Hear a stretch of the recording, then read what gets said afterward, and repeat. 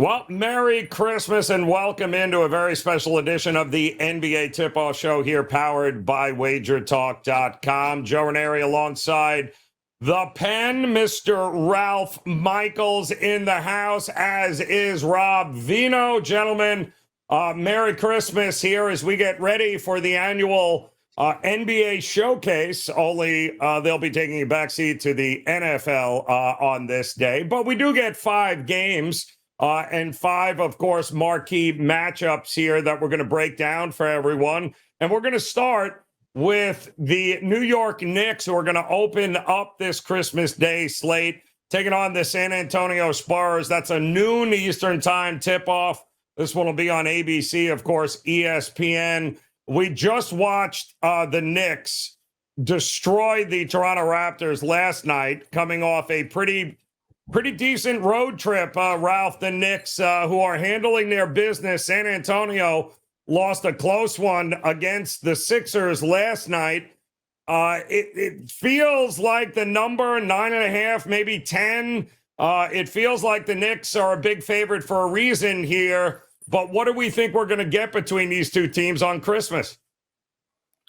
Joe, we're going to show a chart somewhere when we're talking about games, about teams at home and teams away. And, you know, the Knicks are in one of those negative home rolls that we'll talk about.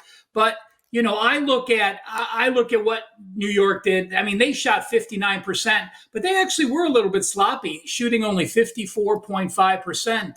For those prop peoples, boy, is Towns playing great. 18 straight double-doubles in this game. You know, I look at San Antonio, and they've now covered 3 straight. They beat Atlanta. They beat Portland. They fell short in a game they were leading yesterday. But when I look at the Spurs, I have to say, boy, this defense is really playing well. From a 4-game stretch, from the beginning of beginning of December to the 13th, they allowed 51% shooting. Their last 4 games, 40% against Minnesota, 47% against Atlanta, 40% against Portland, and then 42% against Philadelphia. I lean under, and I would grab the points with the Spurs. Grabbing the points with the Spurs. Rob Vino, I mean, listen, the numbers don't lie. 64% to the over the last 5 years on Christmas Day games here. A little less defense, a little more offense, and I don't know any offense shooting better than what the Knicks are right now. It feels like they can put up as many points as they want, at least when Wemby's not blocking them. What do you think we're going to get in this one? Is it as simple as just take the over, or Knicks team total over, or what are you looking at?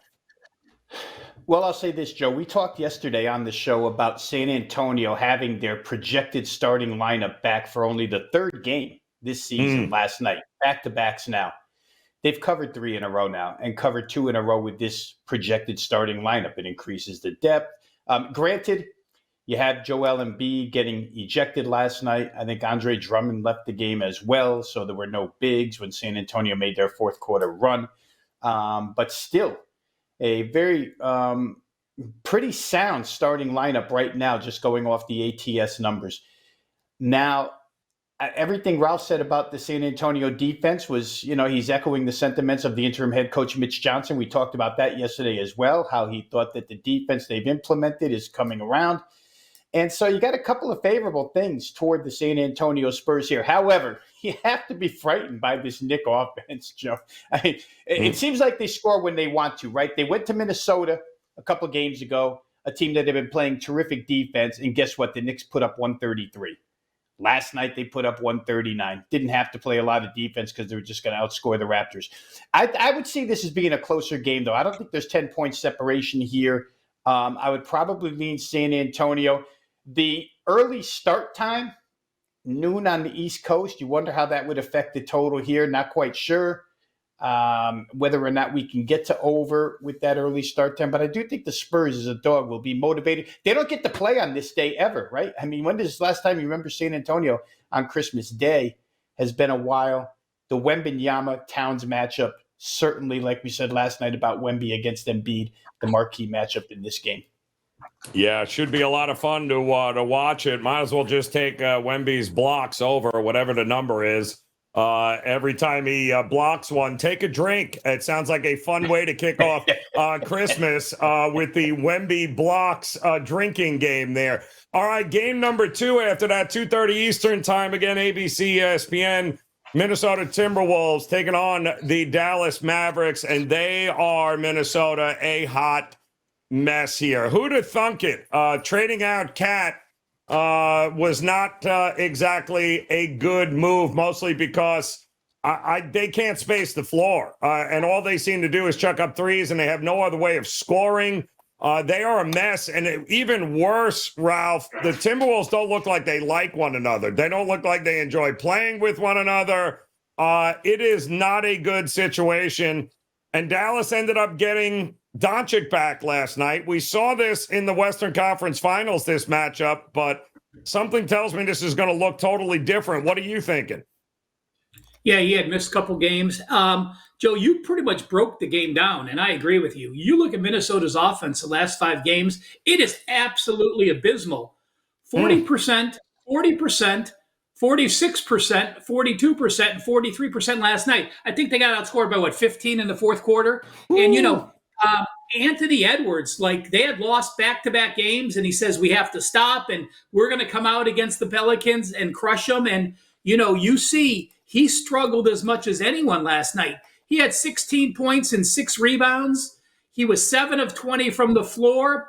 But I will say this, if you've not watched Atlanta, you think Atlanta is all offense. But Dyson Daniels, boy, can that guy guard. I mean, he has an amazing defensive presence. You think back to those Detroit Pistons days in the 80s and 90s, and he would fit into that mold. So he was on Edwards. So I'm going to say this. There's no way I can bet on Minnesota, but Edwards not having Daniels on him today and having a couple bad games, if you're going to bet a player prop, that would be the way I go, is doing that. And before we go to Rob, I just want to say, my Christmas present to Rob, he's going to throw you some TNA in this Minnesota Timberwolves. Rob is a honorary stat daddy for Christmas Eve and Christmas Day.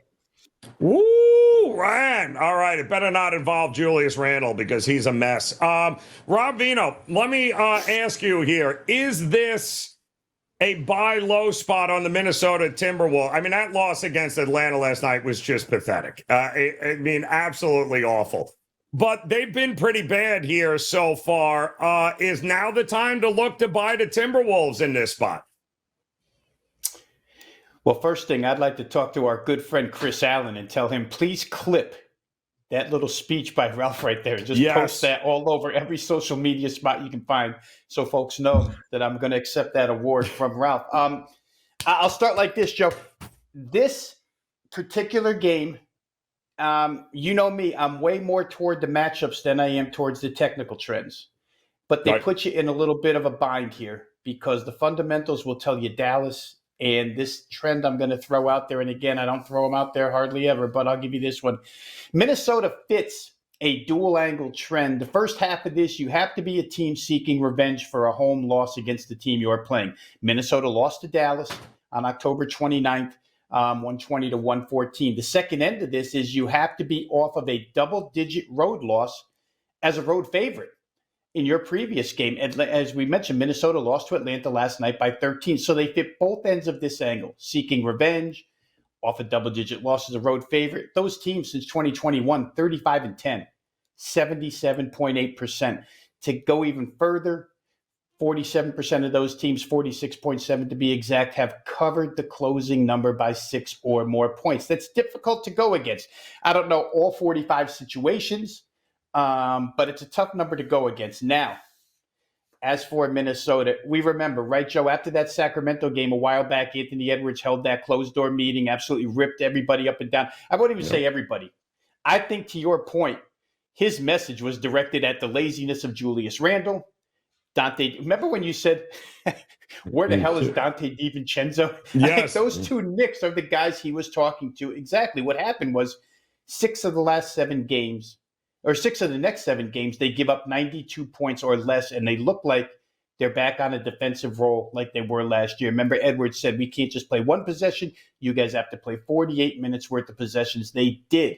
However, It ended abruptly when the Knicks came to town. We just talked about it. Knicks threw up 133. And since that game, 133, 113, 117, all of a sudden the early season Minnesota defense is back. And that's just not going to work against Luka and Kyrie. As you mentioned, we talked about it again yesterday. Would Luka come back and get a few minutes in before they played this game? He did. I really think they want this game at home. And to yours and Ralph's point, I get the feeling Anthony Edwards is a frustrated player right now with his teammates. It just doesn't look like they can coexist. To your point, the Knicks got the better end of this trade, Cat. And who would have thought during the playoffs last year when we were watching Karl Anthony Towns fail miserably that he would be such an important piece in this trade, but flourishing with the Knicks, Minnesota straight downhill. I think if you're playing this game fundamentally, you want Dallas. I'd lean towards under, Joe. I don't say it often, but they've taken a lot out of this number already. 227.5 down to 221. I agree with it. Dallas, we know, can play defense at the rim. Minnesota can't score. You guys have said it. I would look under 221.5. Yeah, I agree. And I think that Dallas has been the most consistent team of the bunch all year long. You know what you're going to get. They've got depth. And with Luka back in, maybe finally healthy, and this is a team that is going to be interesting watching moving forward here. What a difference 6 months makes, apparently, there, Minnesota. What a difference a year makes. Maybe not, though, with the 76ers and the Celtics. That'll be the next game up here, guys. 5 o'clock Eastern time. Tip on Christmas here. Of course, we're seeing Philadelphia get a lot of love in the not a lot of love in the marketplace, I should say. Total hovering around 221. I mean, the Celtics started this week, I think, 22-6. Philly 9-17. Injury concerns might have been just the funniest thing in the world. On the NBA tip-off show the other day, I asked Ski if he was interested in backing any of the Embiid props now that he finally looks like he's got the mask and he's healthy against that San Antonio team. And Ski laughed and said, oh, hell no. I want nothing to do with Embiid props because I can't trust the guy to make it out of the first quarter without being hurt.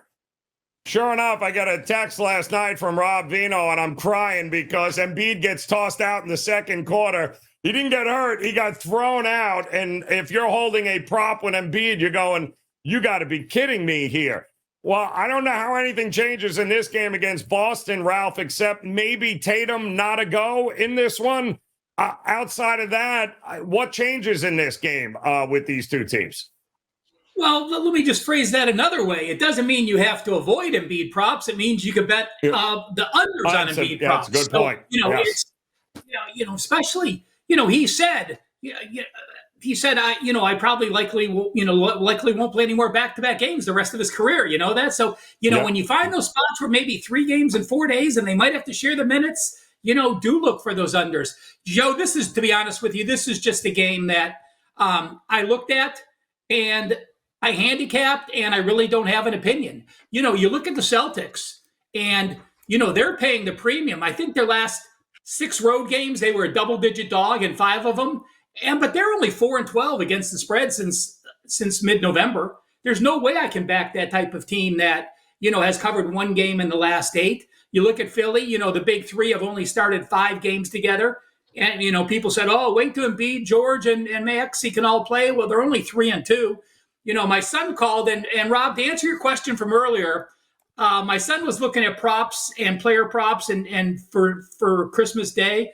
I think he said San Antonio's last Christmas Day was 2016, but he did say the last 5 games on Christmas Day, Drew Holiday is a perfect 5-0 to the over on his points, rebounds, and assists, and they've gone over the total. So there's some players that get very excited to play on Christmas. We'll see if he continues his run for the Celtics. So here's the problem, Rob. If the Sixers thought maybe they could catch the Celtics off guard, well, the Magic kind of screwed that up last night because the Magic ended up beating the Celtics without Jason Tatum, who was, I think, a late scratch because of an illness or something along those lines. And we all know Boston is pretty good off a loss. They got caught napping last night I don't know. Does Philadelphia get crushed here? This definitely feels like an over game to me. Yeah, it's the worst possible scenario for the Sixers, right? I think Jason Tatum coach's decision last night, for whatever reason, probably we're playing Orlando. There's no sense to push it with you, JT, because Orlando's so decimated injury-wise, we'll win this game anyway. Well, they didn't. And like you say, Joe, that's not good for Philadelphia. You expect Boston, who's a pretty good first-half team to begin with. I don't see first-half numbers yet. So when you do get first half numbers here, maybe you want to play Boston early. Philadelphia is going to give it a go for sure. They certainly want to see where they stand in the pecking order in the East when fully healthy. I think you'll get 48 minutes worth of effort. The question is, how good will that effort be against a motivated Celtics team? So I do think that you're probably on the right track with over. It's a game I have circled here at 222. I do believe Tatum will play, which helps that. Once he's announced in, that number is going to get even higher. So I think you have to be a little bit proactive here with the Celtics and Sixers up and over. But I don't know that Philly can stop them defensively. And when Boston starts shooting threes, lights out, it's pretty much case closed. So I can't argue anybody off of a situation where they're going to play Boston. But I do think Philadelphia is going to give you effort. I just think the game total is going to be over 222. And it's interesting, Ralph. I have Boston not great covering numbers at home, usually because they're laying 20, but they're only 5-10 against the number at home. And they're actually a much better defensive team on the road than they are at home. And usually because they blow people out early in the games and then just have to hold on there in the second half. But certainly feels like Boston can't be trusted to lay double digits at home, even against the Sixers team. Well, Joe, let me tell you this. With your very astute statement, I went to the database. Going back since last March, the Celtics are 10-0 straight up off a loss as a favorite. Yeah. And they're 9-1 against the spread off a loss as a favorite. They've covered those games by 9.5 points per game, and they won those games by 18.9. And looking at a total, when the Celtics are off a loss as a favorite, they're 2-8 over under, and they're 1-7 over under their last 8 games. Wow. Playing to the under. So, when you have a team that was embarrassed and fell apart in the fourth quarter like they did, their defense does seem to rise to the occasion.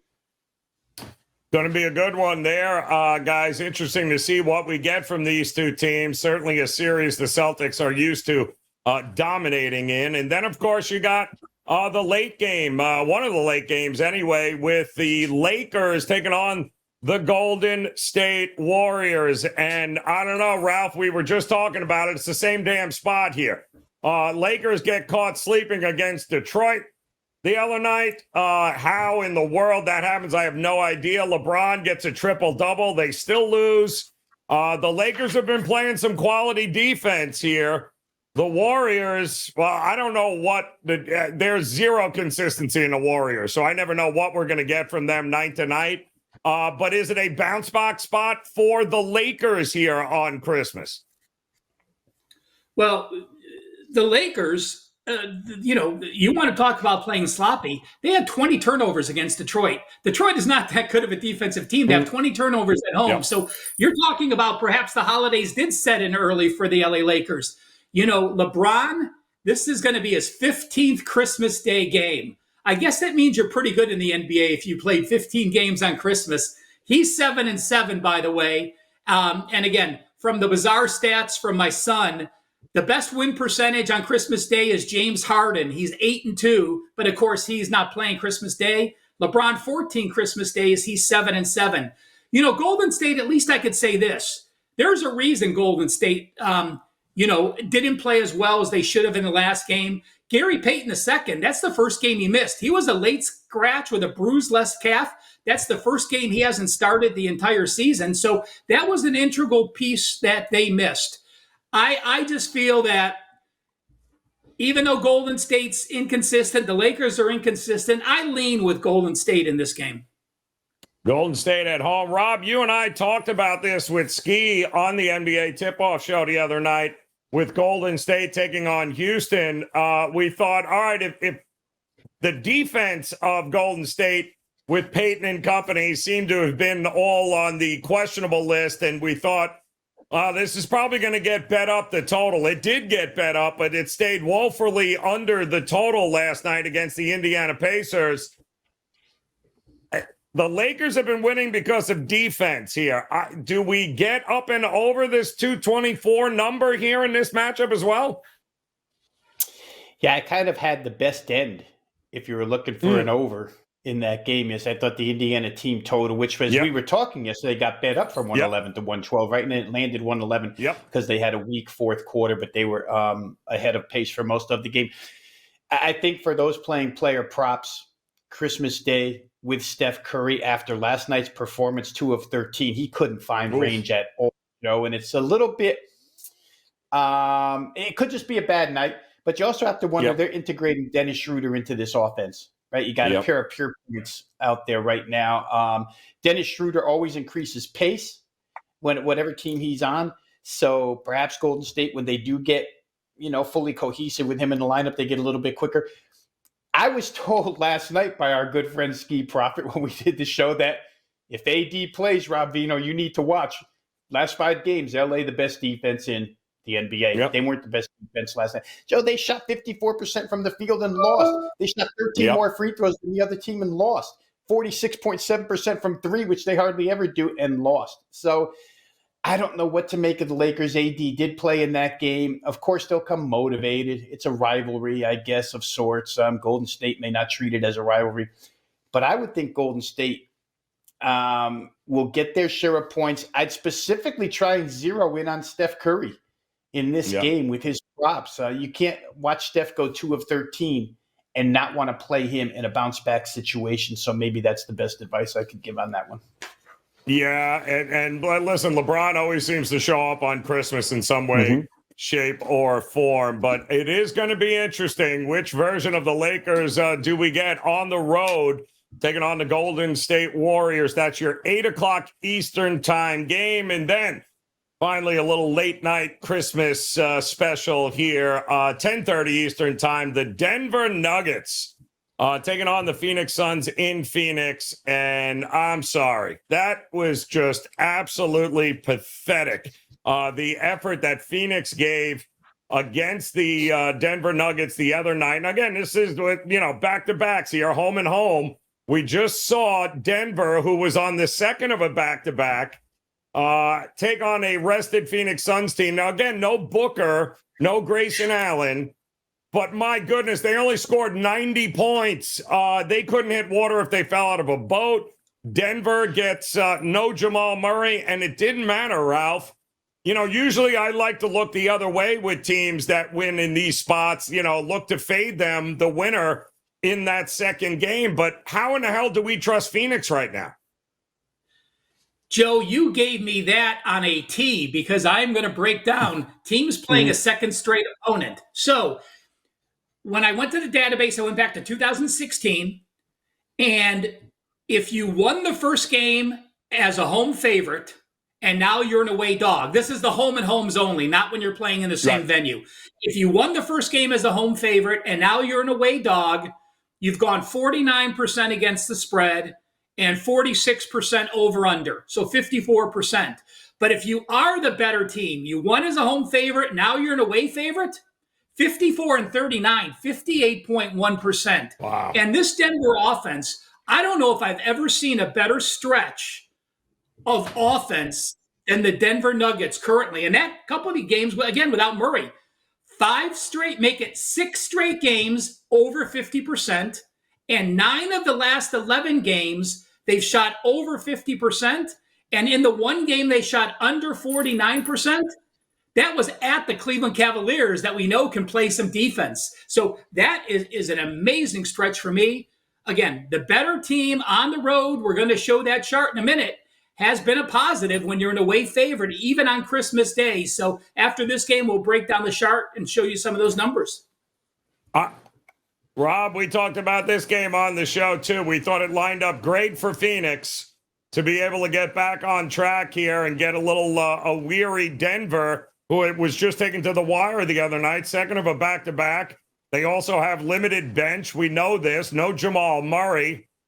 And outside of Durant and Bradley Beal, nobody else could hit water if they fell out of a boat. They got absolutely boat raced in the third quarter, 45-28. I mean, no Grayson Allen and no Booker. How do you back the Suns here with any confidence?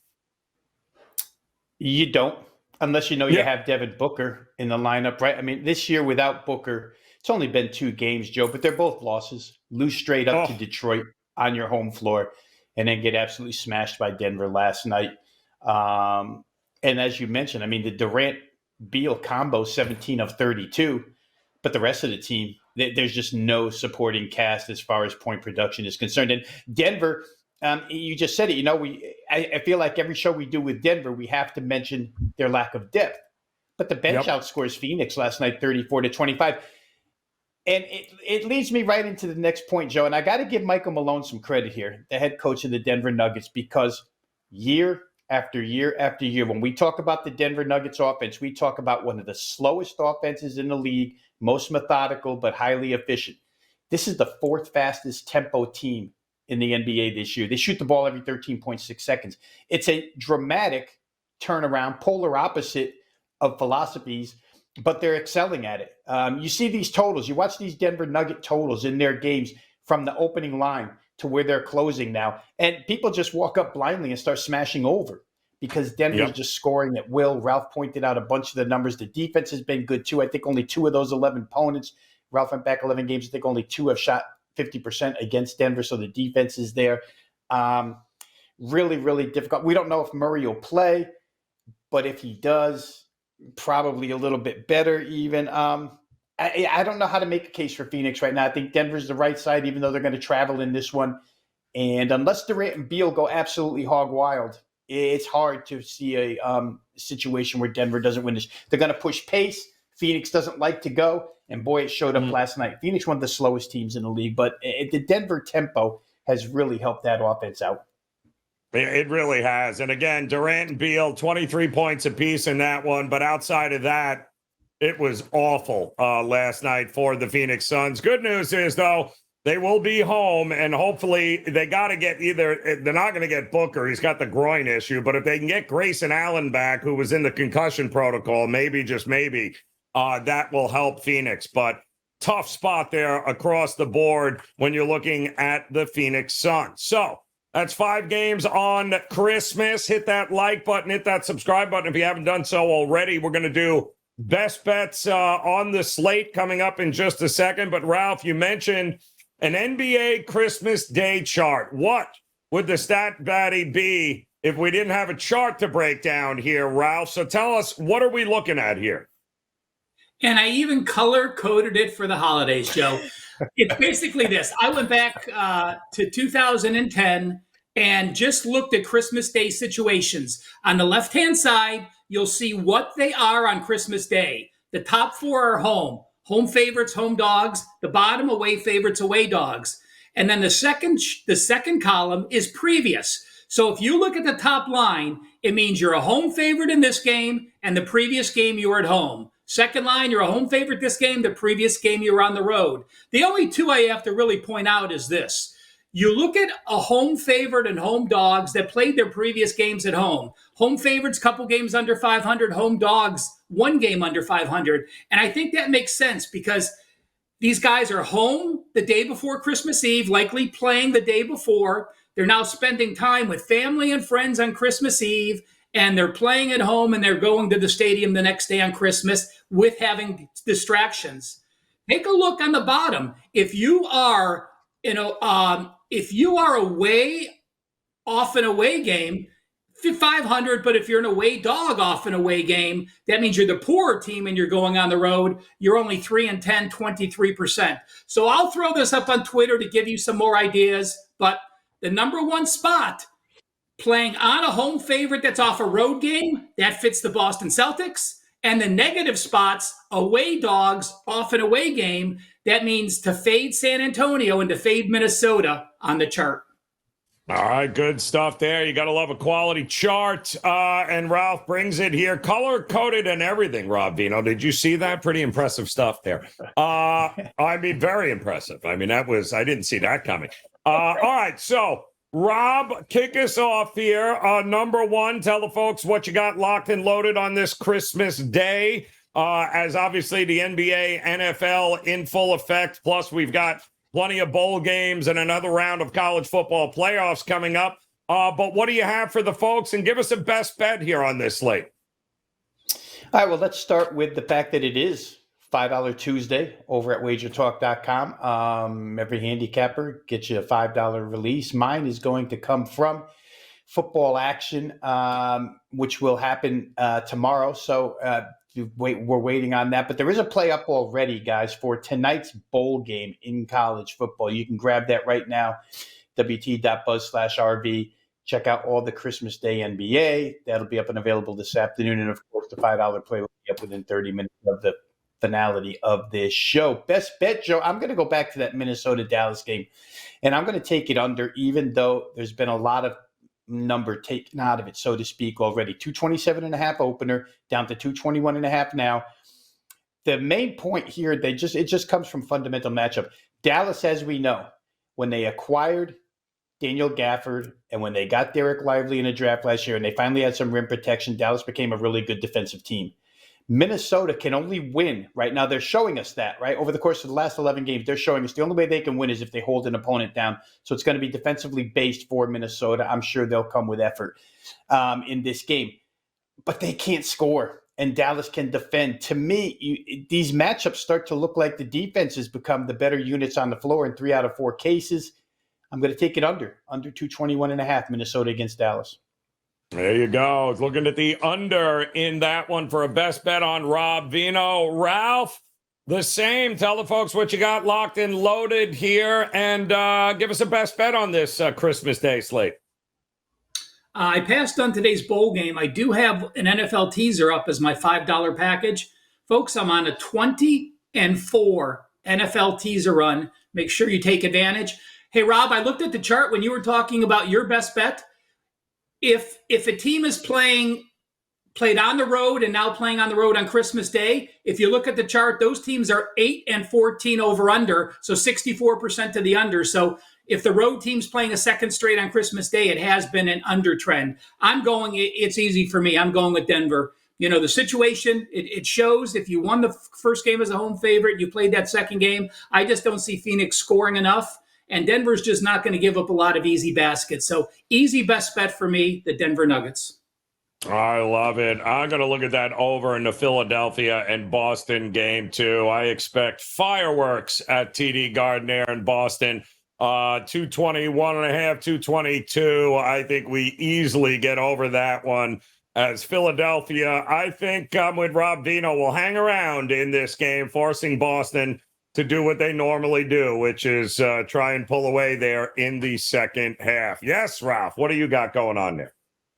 Wave your pen Rob at me. and I both want to apologize that we did not wear our ugly Christmas sweaters. Do your lights actually light up around your neck? Because I'd like to see them light up. Yeah, we weren't. I could stand up, but that's probably not going to help us at all here. Might not help the video. You tried, Ralph. You tried. I tried. I might. Nope, not going to do it, Ralph. But I appreciate that. Don't forget, guys. Visit Rob Vino over at WagerTalk.com. Hop on board. Take advantage of one of the many great deals we've got right now. Partner up with these guys over at Wager Talk. Make sure you hit that like button and the subscribe button. But most importantly, let's make it a very profitable Christmas Day, a very happy and safe yet profitable holiday season for you and your family. We'll see you again next week here on the NBA Tip-Off Show. Good luck.